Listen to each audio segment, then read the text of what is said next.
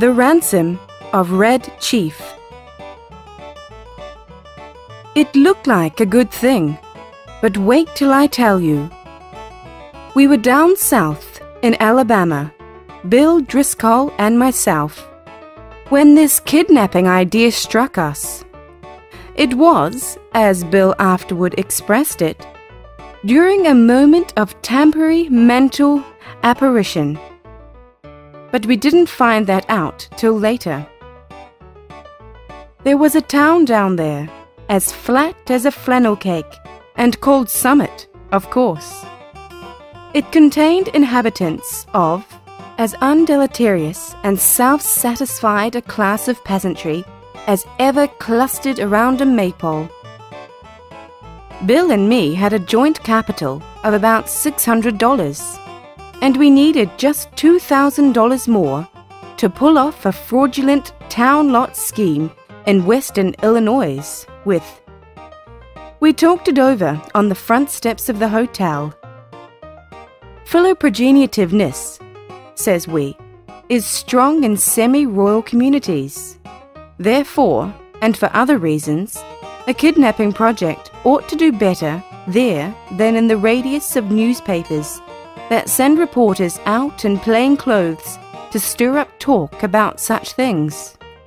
We knew that Summit couldn't get after us with anything stronger than constables, and maybe some lackadaisical bloodhounds, and a diatribe or two in the weekly farmer's budget, so it looked good.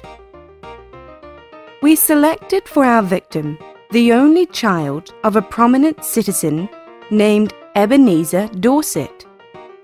The father was respectable and tight, a mortgage fancier, and a stern, upright collection plate passer and forecloser. The kid was a boy of 10, with bas-relief freckles, and hair the color of the cover of the magazine you buy at the newsstand when you want to catch a train.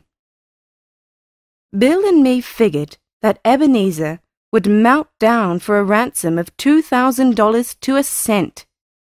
But wait till I tell you. About 2 miles from Summit was a little mountain, covered with a dense cedar brake. On the rear elevation of this mountain was a cave. There we stored provisions. One evening, after sundown, we drove in a buggy past old Dorset's house. The kid was in the street, throwing rocks at a kitten on the opposite fence. "Hey, little boy," says Bill. "Would you like to have a bag of candy and a nice ride?" The boy catches Bill neatly in the eye with a piece of brick. "That will cost the old man an extra $500, says Bill, climbing over the wheel. That boy put up a fight like a welterweight cinnamon bear, but at last we got him down in the bottom of the buggy and drove away. We took him up to the cave, and I hitched the horse in the cedar brake. After dark, I drove the buggy to the little village 3 miles away where we had hired it, and walked back to the mountain. Bill was pasting court plaster over the scratches and bruises on his features.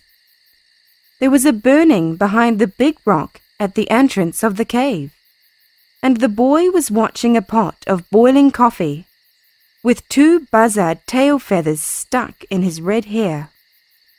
He points a stick at me when I come up and says, "Ha, cursed paleface! Do you dare to enter the camp of Red Chief, the terror of the plains?" "He's all right now," says Bill, rolling up his trousers and examining some bruises on his shins. "We're playing Indian. We're making Buffalo Bill's show look like magic lantern views of Palestine in the town hall. I'm Old Hank, the trapper, Red Chief's captive, and I'm to be scalped at daybreak. By Geronimo, that kid can kick hard. Yes, sir, that boy seemed to be having the time of his life. The fun of camping out in a cave had made him forget that he was a captive himself. He immediately christened me Snake Eye, the spy, and announced that, when his braves returned from the warpath, I was to be broiled at the stake at the rising of the sun. Then we had supper, and he filled his mouth full of bacon and bread and gravy, and began to talk. He made a during-dinner speech something like this. I like this fine. I never camped out before. But I had a pet possum once, and I was 9 last birthday. I hate to go to school. Rats ate up 16 of Jimmy Talbot's aunt's speckled hen's eggs. Are there any real Indians in these woods? I want some more gravy. Does the trees moving make the wind blow? We had 5 puppies. What makes your nose so red, Hank? My father has lots of money. Are the stars hot? I whipped Ed Walker twice Saturday. I don't like girls. You dasn't catch toads unless with a string. Do oxen make any noise? Why are oranges round? Have you got beds to sleep on in this cave? Amos Murray has got 6 toes. A parrot can talk, but a monkey or a fish can't. How many does it take to make 12? Every few minutes he would remember that he was a pesky redskin and pick up his stick rifle and tiptoe to the mouth of the cave to rubber for the scouts of the hated paleface. Now and then he would let out a war whoop that made old Hank the Trapper shiver. That boy had Bill terrorized from the start. Red Chief, says I to the kid, would you like to go home? Aw, what for? Says he. I don't have any fun at home. I hate to go to school. I like to camp out. You won't take me back home again, Snake Eye, will you? Not right away, says I. We'll stay here in the cave a while. All right, says he.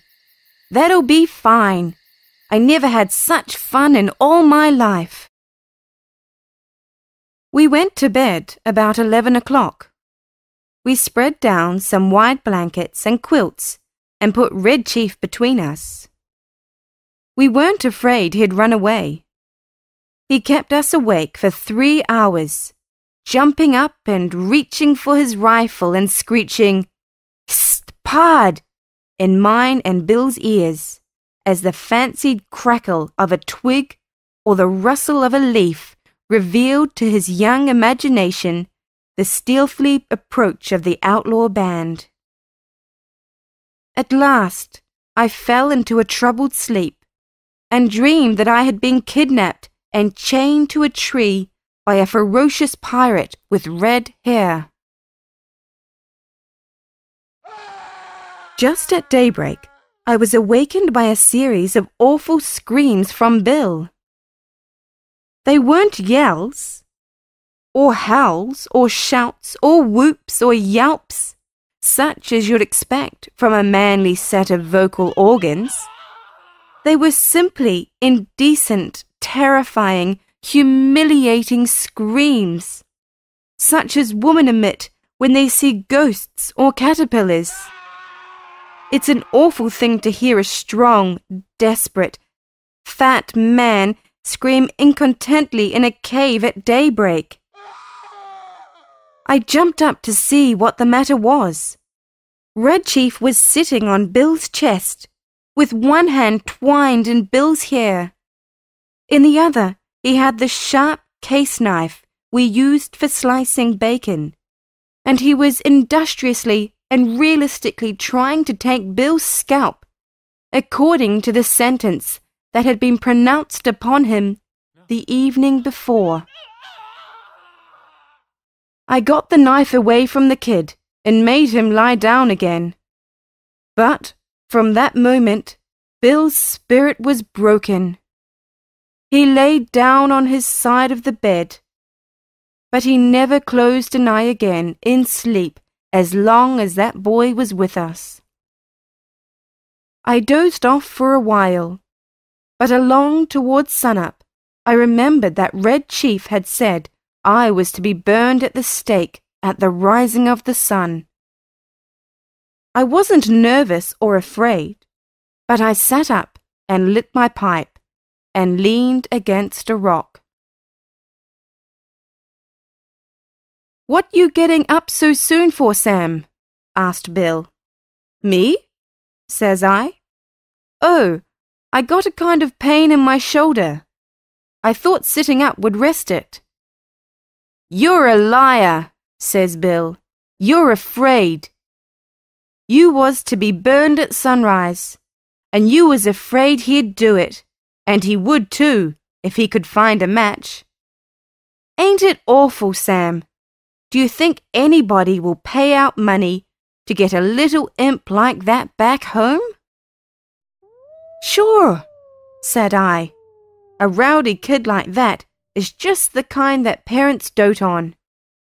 Now, you and the chief get up and cook breakfast, while I go up on the top of this mountain and reconnoitre." I went up on the peak of the little mountain and ran my eye over the contiguous vicinity.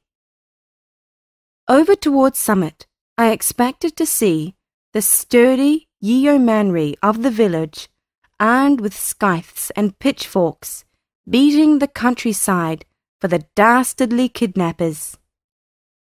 But what I saw was a peaceful landscape, dotted with one man ploughing with a dun mule. Nobody was dragging the creek. No couriers dashed hither and yon, bringing tidings of no news to the distracted parents. There was a sylvan attitude of somnolent sleepiness pervading that section of the external outward surface of Alabama that lay exposed to my view. "Perhaps," says I to myself, "it is not yet been discovered that the wolves have home away the tender lambkin from the fold." "Heaven help the wolves," says I, and I went down the mountain to breakfast.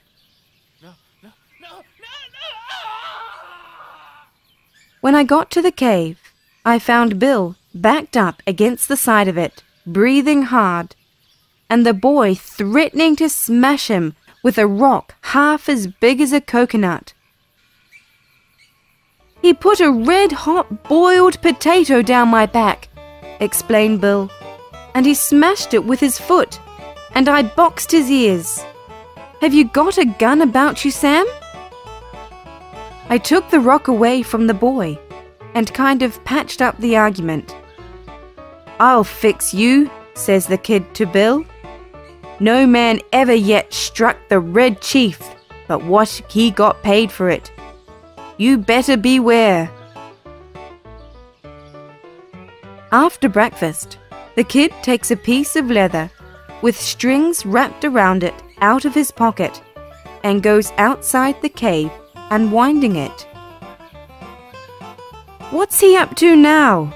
says Bill anxiously. "You don't think he'll run away, do you, Sam?" "No fear of it," says I. "He don't seem to be much of a homebody. But we've got to fix up some plan about the ransom. There don't seem to be much excitement around Summit on account of his disappearance. But maybe they haven't realized yet that he's gone. His folks may think he's spending the night with Aunt Jane or one of the neighbors. Anyhow, he'll be missed today. Tonight, we must get a message to his father demanding the $2,000 for his return. Just then, we heard a kind of war whoop, such as David might have emitted when he knocked out the champion Goliath. It was a sling that Red Chief had pulled out of his pocket, and he was whirling it around his head. I dodged and heard a heavy thud and a kind of a sigh from Bill, like a horse gives out when you take his saddle off. A niggerhead rock the size of an egg had caught Bill just behind his left ear. He loosened himself all over and fell in the fire across the frying pan of hot water for washing the dishes. I dragged him out and poured cold water on his head for half an hour. By and by, Bill sits up and feels behind his ear and says, "Sam, do you know who my favorite biblical character is?" "Take it easy," says I. "You'll come to your senses presently." "King Herod," says he. "You won't go away and leave me here alone, will you, Sam?" I went out and caught that boy and shook him until his freckles rattled. "If you don't behave," says I, "I'll take you straight home. Now, are you going to be good or not?" "I was only funning," says he sullenly. "I didn't mean to hurt old Hank. But what did he hit me for?" "I'll behave, Snake Eye, if you won't send me home, and if you'll let me play the Black Scout today." "I don't know the game," says I. "That's for you and Mr. Bill to decide. He's your playmate for the day. I'm going away for a while, on business. Now, you come in and make friends with him, and say you are sorry for hurting him, or home you go at once."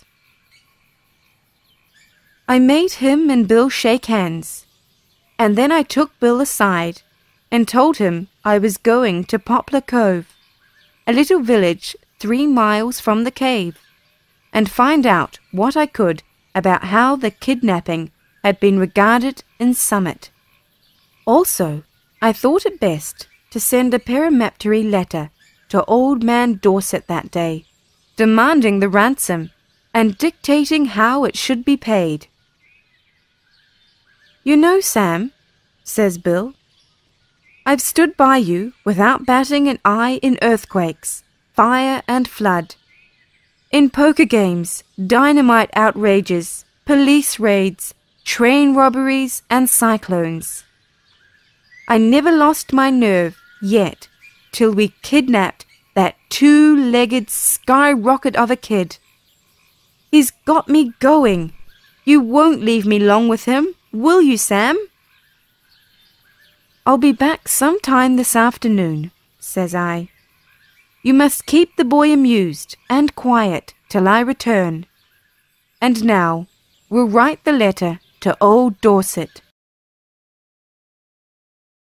Bill and I got paper and pencil and worked on the letter while Red Chief, with a blanket wrapped around him, strutted up and down, guarding the mouth of the cave. Bill begged me tearfully to make the ransom $1,500 instead of $2,000. "I ain't attempting," says he, "to decry the celebrated moral aspect of parental affection, but we're dealing with humans, and it ain't human for anybody to give up $2,000 for that 40-pound chunk of freckled wildcat. I'm willing to take a chance at $1,500. You can charge the difference up to me." So, to relieve Bill, I acceded, and we collaborated a letter that ran this way. Ebenezer Dorset, Esquire. We have your boy concealed in a place far from Summit. It is useless for you or the most skillful detectives to attempt to find him. Absolutely, the only terms on which you can have him restored to you are these. We demand $1,500 in large bills for his return. The money to be left at midnight tonight at the same spot and in the same box as your reply, as hereinafter described. If you agree to these terms, send your answer in writing by a solitary messenger tonight at 8:30 o'clock. After crossing Owl Creek on the road to Poplar Cave, there are 3 large trees about 100 yards apart, close to the fence of the wheat field on the right-hand side. At the bottom of the fence post, opposite the 3rd tree, will be found a small pasteboard box. The messenger will place the answer in this box and return immediately to Summit.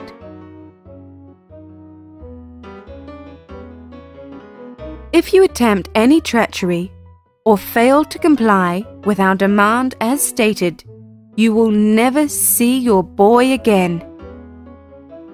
If you pay the money as demanded, he will be returned to you safe and well within 3 hours. These terms are final, and if you do not accede to them, no further communication will be attempted. 2 desperate men.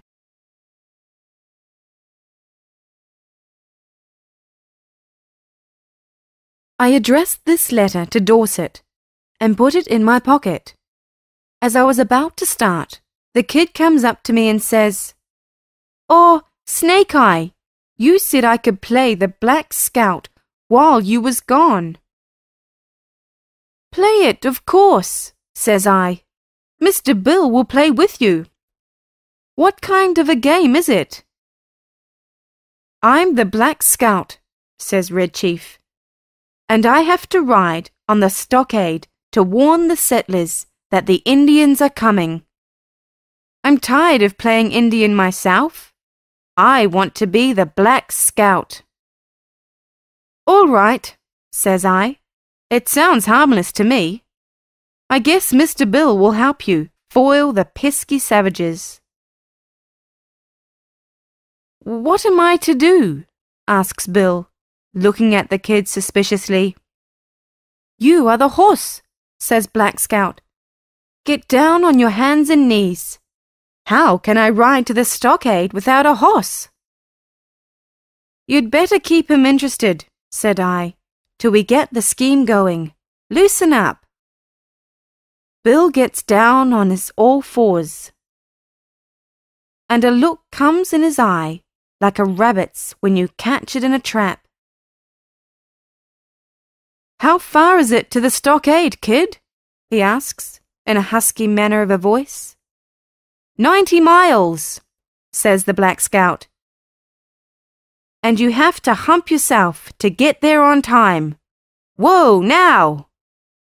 The Black Scout jumps on Bill's back and digs his heels in his side. "For heaven's sake," says Bill, "hurry back, Sam, as soon as you can. I wish we hadn't made the ransom more than 1,000. Say, you quit kicking me, or I'll get up and warm you good." I walked over to Poplar Cove and sat around the post office and store, talking with the chawbacons that came in to trade. One whiskerando says that he hears Summit is all upset on account of elder Ebenezer Dorset's boy having been lost or stolen. That was all I wanted to know. I bought some smoking tobacco, referred casually to the price of black-eyed peas, posted my letter surreptitiously and came away. The postmaster said the mail carrier would come by in an hour to take the mail on to Summit. When I got back to the cave, Bill and the boy were not to be found. I explored the vicinity of the cave and risked a yodel or two, but there was no response. So I lighted my pipe and sat down on a mossy bank to await developments.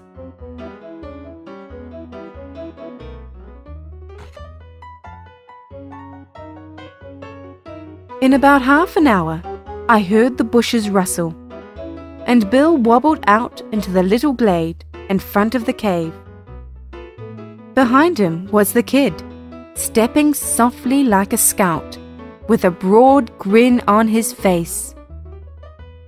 Bill stopped, took off his hat, and wiped his face with a red handkerchief. The kid stopped about 8 feet behind him. "Sam," says Bill, "I suppose you'll think I'm a renegade, but I couldn't help it. I'm a grown person with masculine proclivities and habits of self-defense, but there is a time when all systems of egotism and predominance fail. The boy is gone. I have sent him home. All is off. There was martyrs in old time," goes on Bill, "that suffered death rather than give up the particular graft they enjoyed. None of them ever was subjugated to such supernatural tortures as I have been. I tried to be faithful to our articles of depredation, but there came a limit." "What's the trouble, Bill?" I ask him. "I was rode," says Bill, "the 19 miles to the stockade, not barring an inch. Then, when the settlers were rescued, I was given oats. Sand ain't a palatable substitute.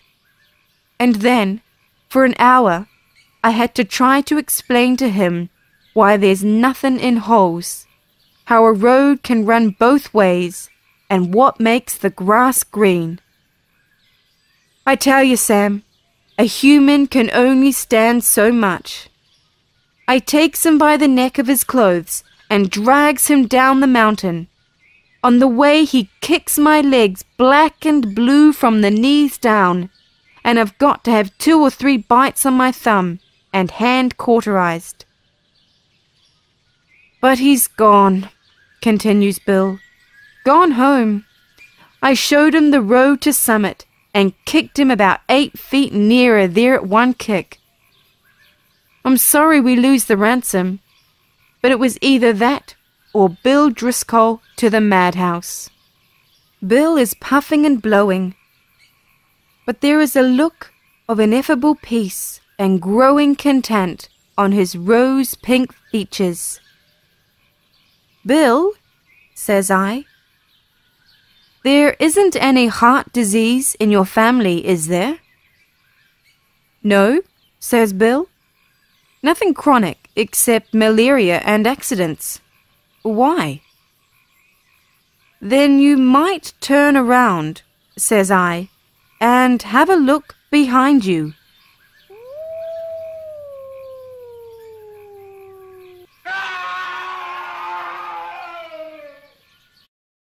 Bill turns and sees the boy, and loses his complexion and sits down plump on the round and begins to pluck aimlessly at grass and little sticks.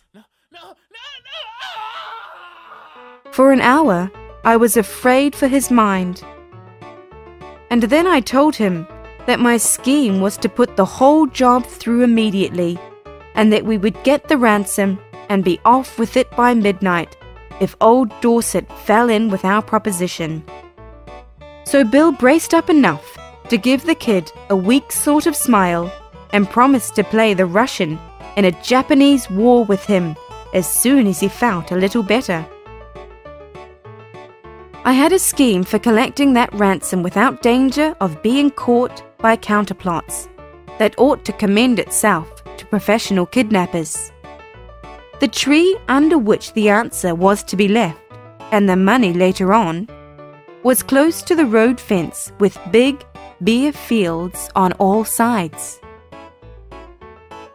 If a gang of constables should be watching for any one to come for the note, they could see him a long way off, crossing the fields or in the road.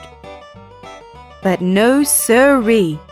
At 8:30, I was up in that tree, as well hidden as a tree toad, waiting for the messenger to arrive.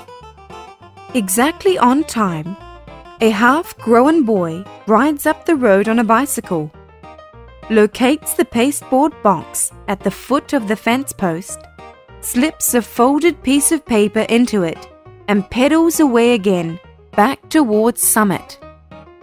I waited an hour and then concluded the thing was square. I slid down the tree, got the note, slipped along the fence till I struck the woods, and was back at the cave in another half an hour. I opened the note, got near the lantern, and read it to Bill.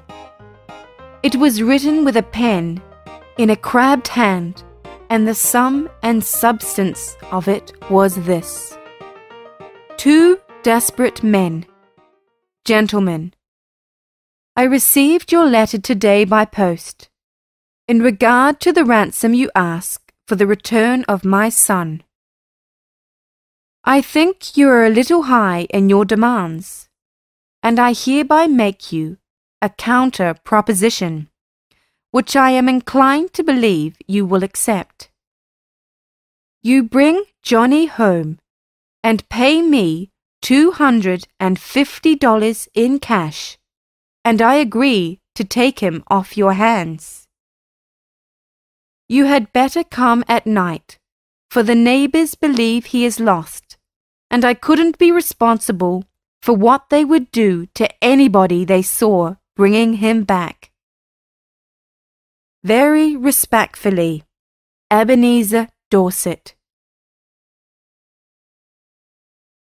Great pirates of Penzance, says I, of all the impudent... But I glanced at Bill and hesitated. He had the most appealing look in his eyes I ever saw on the face of a dumb or a talking brute. Sam, says he, what's $250 after all? We've got the money. One more night of this kid will send me to bed in Bedlam. Besides, being a thorough gentleman, I think Mr. Dorset is a spendthrift for making us such a liberal offer. You ain't going to let the chance go, are you? Tell you the truth, Bill, says I. This little ewe lamb has somewhat got on my nerves too. We'll take him home, pay the ransom, and make our getaway.